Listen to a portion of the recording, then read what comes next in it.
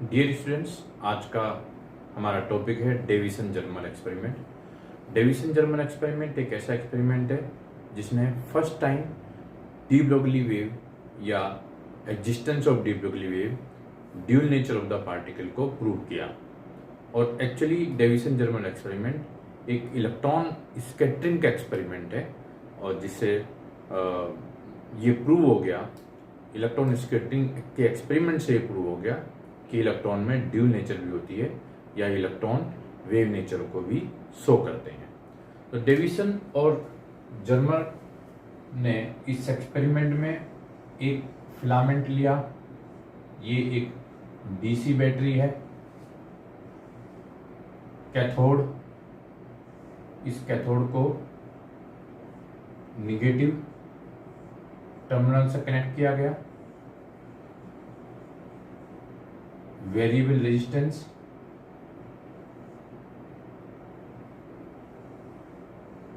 Anode.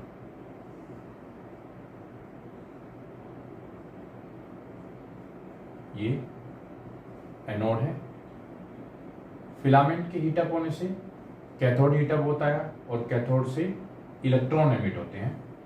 और anode ये negative charge है, ये पॉजिटिव है, यानी ये कैथोड होगा और ये एनोड होगा।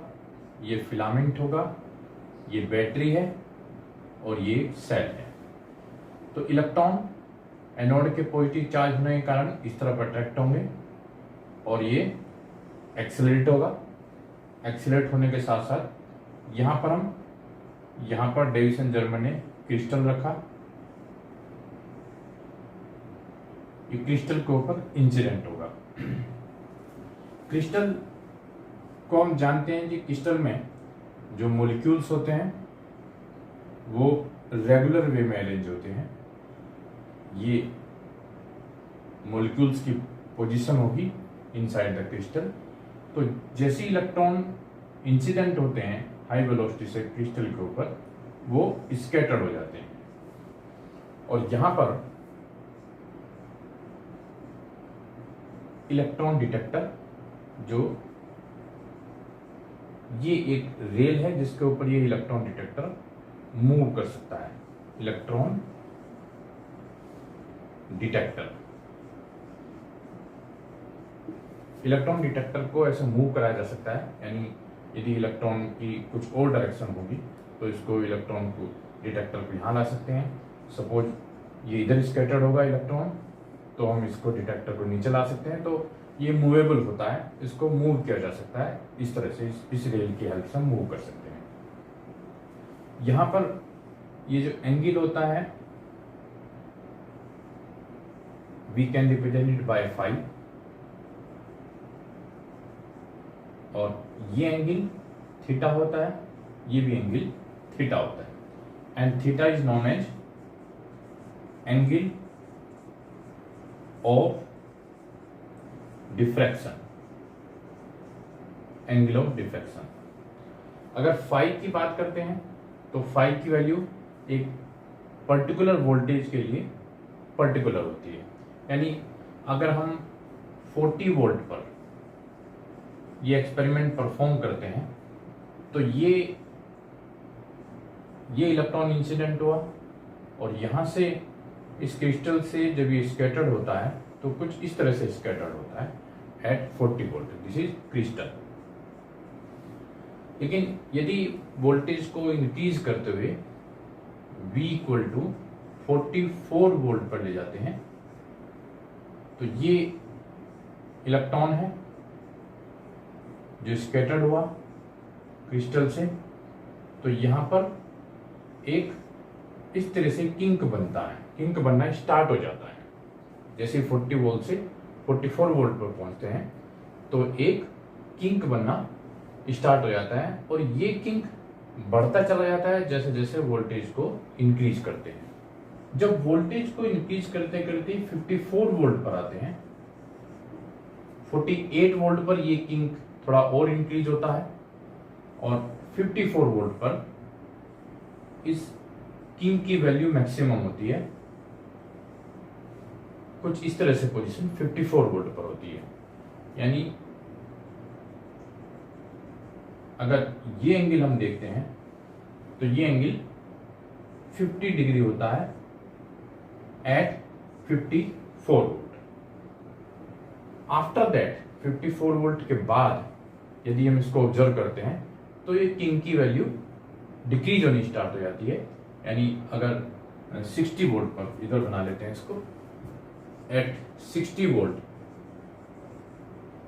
पर हमने इलेक्ट्रॉन को इंसिडेंट किया क्रिस्टल के ऊपर, अब ये फिर से लगभग इस पोजीशन में आना स्टार्ट हो जाता है। यानी ये वो पोजीशन है, अगर हम इसको पोजीशन नंबर 1, ये पोजीशन नंबर 2 है और इसको पोजीशन नंबर 3 से रिप्रेजेंट करते हैं, तो थर्ड पोजीशन स्पेशल प्रॉपर्टी को रिप्रेजेंट करता है। और ये जो स्पेशल प्रॉपर्टी को रिप्रेजेंट कर रहा है यही एक्चुअली में वेव नेचर को शो कर रहा है, यही ड्यूल नेचर को शो कर रहा है इलेक्ट्रॉन।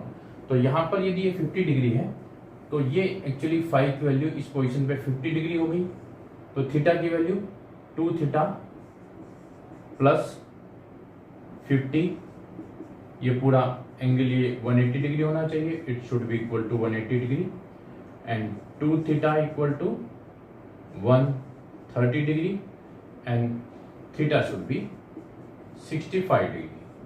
यानी इस थर्ड पोजीशन में, इस वाली पोजीशन में थीटा की वैल्यू यानी एंगल ऑफ डिफ्लेक्शन 65 डिग्री होता है। यदि हम इस थर्ड पोजीशन में वेवलेंथ को कैलकुलेट करते हैं